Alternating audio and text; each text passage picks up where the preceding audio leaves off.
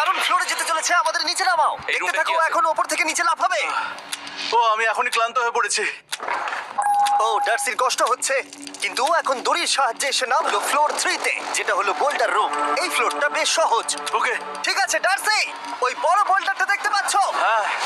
যাই হোক, এই দুটো রোপ এই বড় বোল্ডারটাকে নিচে আসা থেকে আটকে রেখেছে, আর ওখানে একটা বড় ছুরিও রাখা আছে। তোমাকে দড়িটা কেটে এই রুম থেকে বেরোতে হবে। সময় আছে। কমে আসছে, তুমি ছুরিটা নিয়ে কি করতে চাইছো? এই দড়িগুলো কাটবো। দড়িটাকে কাটো, তোমার কাছে বেশি সময় নেই।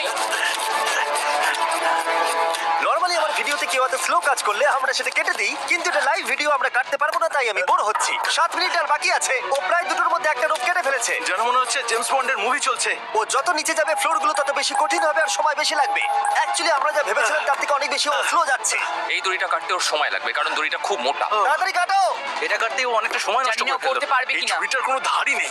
তোমাকে তাড়াতাড়ি করতে হবে, আর মাত্র 7 মিনিট বাকি আছে, না হলে আর